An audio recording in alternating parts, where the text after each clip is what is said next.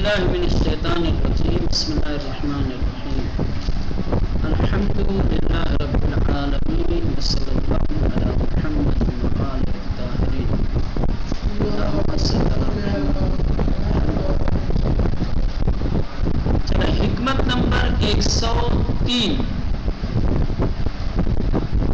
وریا علیہ ازار خلق مرفوع فقیل لا فی ذلک فقال. یہ ایک چھوٹی سی گزارش ہے جو امیر المومنین علی بن ابی طالب علیہ السلام کو دی گئی.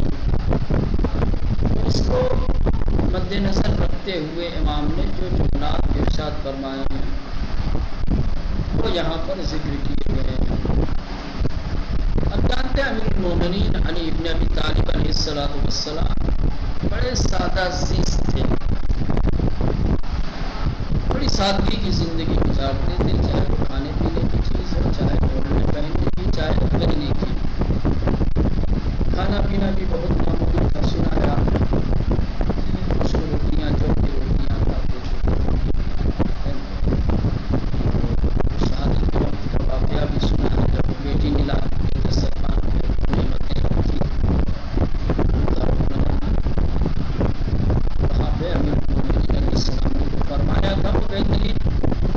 عکاسی کرتا ہے اور وہاں کی پوری زندگی کے خوراک کو بتا رہا ہے. کیا تم نے اپنے باپ کو ایک وقت میں 2 نعمتیں کھاتے ہوئے دیکھا ہے نا؟ کہا جاتا ہے یہ بتاتا ہے کھانے میں بہت سارے واقعات. امام حسن مصطفیٰ علیہ السلام کا مدینے میں جو دسترخوان تھا بہت ہی مشہور.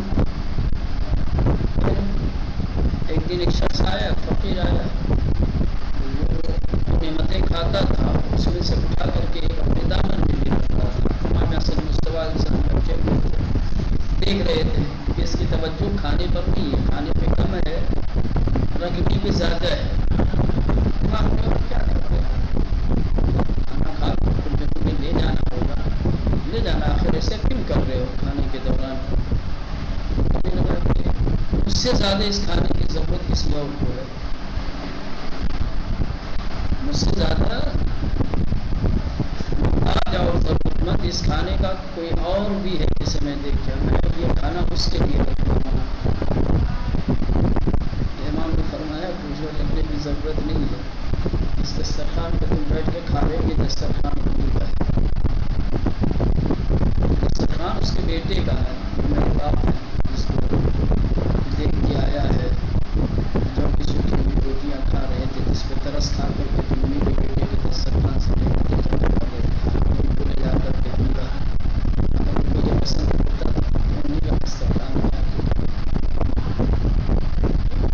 لباس بھی بڑا معمولی. لباس کے سلسلے میں بھی آپ کو پتا ہے کہ کس طریقے سے اپنے خادموں کو، اپنے نوکروں کو اپنے سے بہتر لباس دیتے تھے، پہناتے تھے، ہے نا؟ مکان بھی آپ جانتے ہیں کہ شادی کے بعد ان کے پاس اپنا مکان نہیں تھا. اصحاب پیغمبر نے کیا تھا جہاں پر امیر المومنین علیہ السلام جناب فاطمہ کے ساتھ شب عروسی اترے ہیں، گئے ہیں. امیر المومنین علیہ السلام کی سادگی کے بارے میں جانتے ہیں کہ جسم پر ایک بڑی بوسیدہ قدیم ردا تھی. اس ردا کو دیکھ کر لوگ آپس میں باتیں کرتے تھے. اسی لیے جا کر بتا رہے ہیں کہ جسم پر ردا ہے اس کے بارے میں. اس موقع پر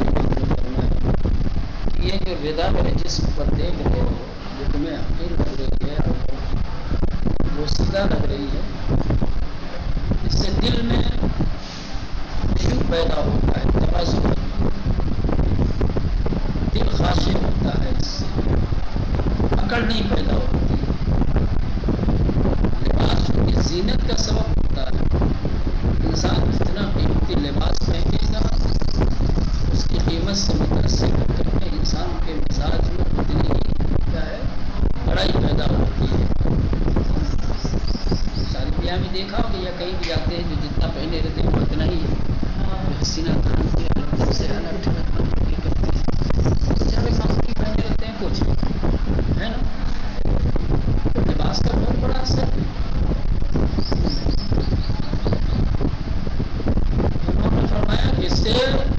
دل متواضع ہوتا ہے اور نفس حکرام ہوتا ہے، قابو میں ہوتا ہے. نفس جو ہے قابو میں رہتا ہے. بلّہ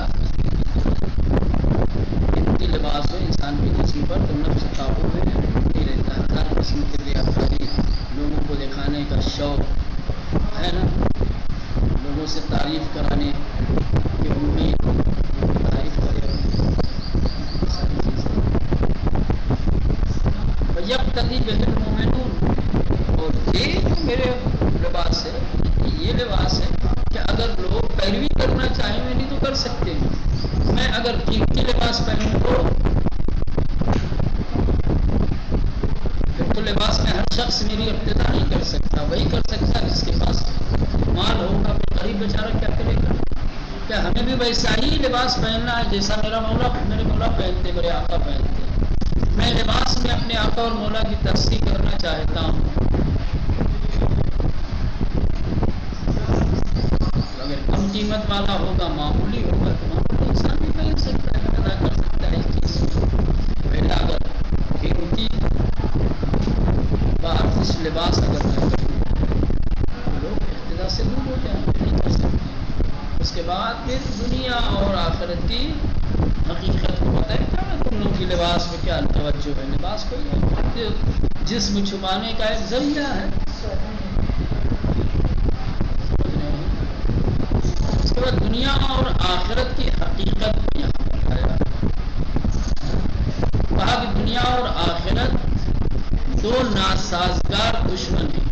یہ دونوں آپس میں ایسے دشمن ہیں کہ دونوں کی آپس میں جمتی نہیں ہے، کبھی بنتی نہیں ہے. یہ دو الگ الگ راستے، ایک مشرق کی سمت، ایک مغرب کی سمت جاتا ہے. جو شخص دنیا سے محبت کرے گا، دنیا سے دل لگائے گا، آخرت کا دشمن ہو جائے گا. جو شخص آخرت سے محبت کرے گا، جس کا لگاؤ آخرت سے ہوگا، دنیا اس کی نظر میں ہیچ ہو جائے گی. دنیا سے اندازہ بھی لگایا جا سکتا ہے کہ انسان کس کا طالب ہے، کس سے محبت کرنے والا ہے، کس کی چاہت رکھنے والا ہے. اس کو دنیا کی چاہت ہوگی نہیں، ان کے لباس پہننے دے گی. اس کے دل میں آخرت کی چاہت لباس کی اہمیت. یہ دونوں مشرق اور مغرب کی طرح سے ہیں اور انسان انہی دونوں کے بیچ میں ہے. جس کی سمت جائے گا ایک دوسرے سے دور ہوتا جائے گا، جس کے قریب جائے گا اس کے مخالف سے دور ہوتا چلا جائے گا. دنیا کے قریب جاؤ گے تو آخرت سے دور ہو جاؤ گے، آخرت کے قریب جاؤ گے. ابھی کبھی یہ دونوں دنیا اور آخرت سوتن کی طرح ہے، کبھی ایک دل میں نہیں رہ سکتے، ایک جگہ نہیں رہ سکتے. ایک شخص کی دو بیویاں کبھی ایک ساتھ رہنا گوارا نہیں کرتی، ویسے ہی دنیا اور آخرت. لوگ یہ سمجھتے ہیں کہ یہ بڑا آسان ہے، ایک دل میں دنیا اور آخرت، کیونکہ دونوں ایک دوسرے کی ضد ہیں، دونوں ایک دوسرے کے مخالف ہیں. ممکن ہی نہیں ہے دو مخالف چیزیں ایک ہی جگہ پر جمع ہو جائیں. دنیا بھی اور آخرت بھی بہت مشکل چیز ہے. البتہ یہ محال نہیں ہے، یہ محال ہے لیکن سخت ضرور ہے. اسی لیے اب نبیوں کو جب کہ اللہ نے دیکھے 1,24,000 نبی، 1,24,000 نبیوں میں سے کسی نبی کو اللہ نے حکومت سلطنت نہیں دی، دنیا کی ریاست نہیں دی. کیوں؟ ایک دو کو دی مانگنے مانے، لیکن دینے کے بعد ان کو بھی بتا دیا کہ ٹھیک ہے حکومت الگ چیز ہے، سلطنت کرنا الگ چیز ہے، لیکن خدا کے مقابلے میں تمہارے پاس کچھ بھی نہیں. حکومت کر کے بھی تم اپنے آپ کو موت سے نہیں بچا سکتے، فنا ہونے سے نہیں بچا سکتے. جناب سلیمان نے دعا کی تھی جو اللہ نے شاید اس کی وجہ یہی ہے کیا سلطنت اور حکومت کی جگہ نہیں ہے، دل لگانے کی جگہ نہیں ہے، محبت کرنے کی چیز نہیں ہے۔ مطلب یہ بھی نہیں کہ انسان جو ہے دنیا سے ایک دم غافل ہو جائے، نہ، عشق دنیا پیدا نہ کرے۔ پہلا قرآن میں کہا گیا بلا دن سے نصیب نہ من دنیا، دنیا میں تمہارا ایک حصہ رکھا گیا، اپنا حصہ طلب کرو، اسے پانے کی کوشش کرو، اسے مت چھوڑو۔ ایک ایسی محبت جو تمہیں آخرت سے غافل کر دے، یہ بس اپنی چیز ختم۔ تم اپنے دین کی حفاظت اور اپنی آخرت کی حفاظت کر کے دنیا بنا سکتے ہو تو بسم اللہ۔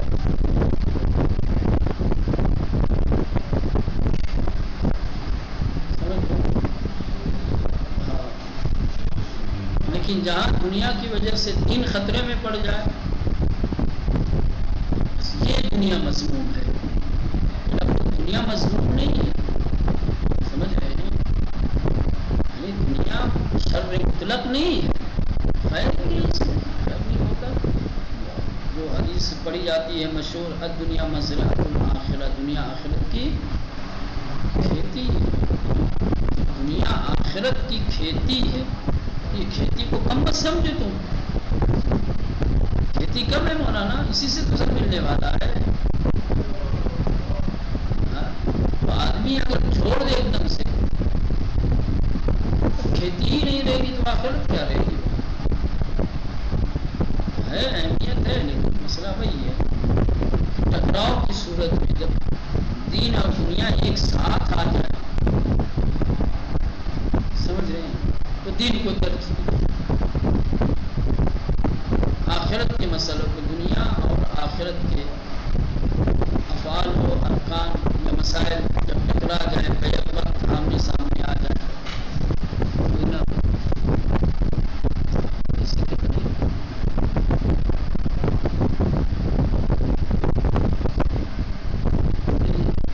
ایسے کتنے ہیں کہ دنیا کے مسائل کے سامنے اپنے دین کے مسائل کو ترجیح دیتے ہیں۔ کیا جی؟ دکھا نہیں،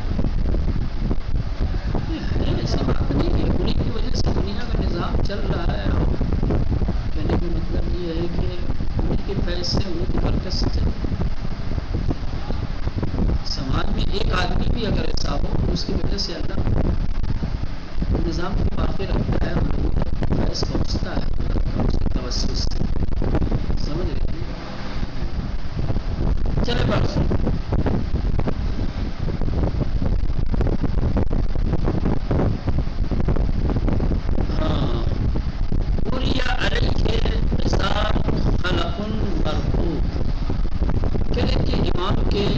جسم اقدس پر پرانی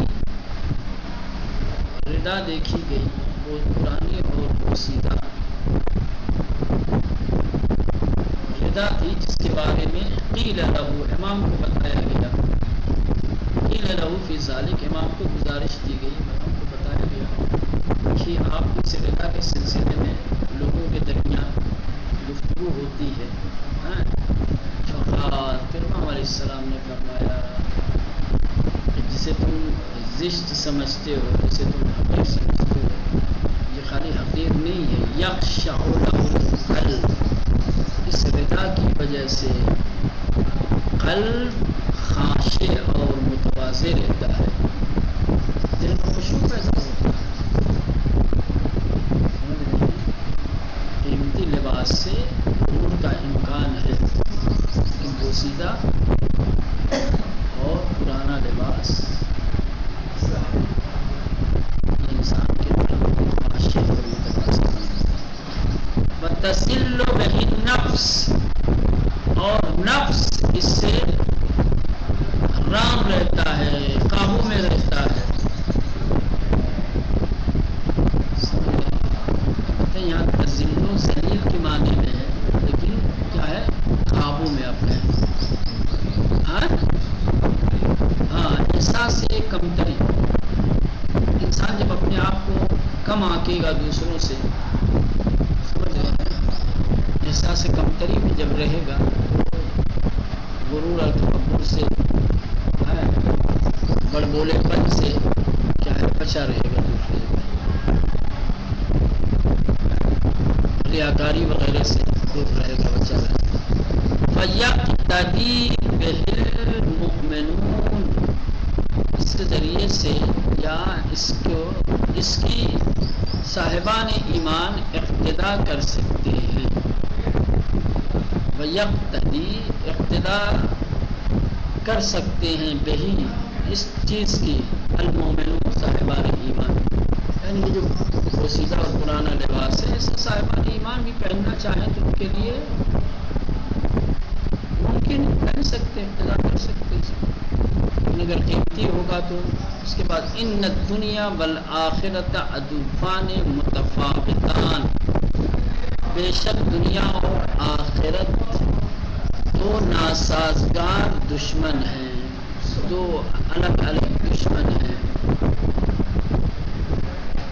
سمجھ رہے ہیں، جن کی آپس میں بالکل نہیں بنتی، کبھی جمع نہیں ہوتی، جمتی نہیں ہوتی۔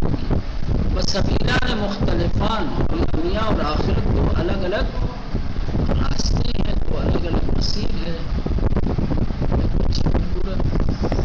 دو الگ الگ راستے ہیں، ایک ہی راستہ نہیں ہے۔ فمن احب الدنیا وتولاها، پس جو شخص دنیا سے محبت کرے گا، وتولاها، اور اس کی چاہت پیدا کرے گا، ابغض الآخرۃ وعاداها، وہ آخرت کا بغض رکھے گا اور اس کا دشمن ہو جائے گا۔ دو الگ الگ ہیں تو ایک ہی کی محبت ہو سکتی، دوسرے سے نفرت ہو جائے گی۔ جو شخص دنیا سے محبت کرتا ہے اور اس کا گرویدہ ہوتا ہے، اس کی چاہت رکھتا ہے، ابغض الآخرۃ وعاداها، وہ آخرت کا دشمن ہوتا ہے۔ وہما بمنزلۃ المشرق والمغرب، اور یہ دونوں دنیا اور آخرت مشرق اور مغرب کی طرح ہے، ایک ادھر ہے ایک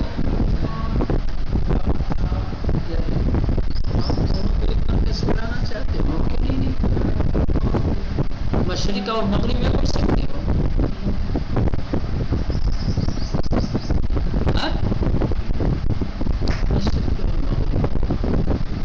مشرق اور مغرب کی طرح سے ہیں۔ وماشٍ بینہما، اور ان دونوں کے بیچ چلنے والا، ماشی مشا یمشی، چلنا، ٹھیک ہے۔ وماشٍ بینہما، اور ان دونوں کے بیچ چلنے والا، قرب من واحد بعد من الآخر، ایک سے قریب ہوگا تو دوسرے سے مشرق کی طرف جاؤ گے تو مغرب سے دور ہوگی، مغرب کی طرف جاؤ گے تو مشرق سے، دنیا کی طرف قدم بڑھے گا تو آخرت سے دور ہوتے جاؤ گے، آخرت کی طرف قدم بڑھے گا تو دنیا سے دور۔ وہما، اور یہ دونوں، بعد ضرتان، یہ دو سوتن کی طرح ہیں، سمجھ رہے ہیں، سوتن جانتے ہیں، سوتن دو بیویاں آپس میں ایک دوسرے کی سوتن کہلاتی ہیں، دو بیویوں کی کبھی آپس میں بنتی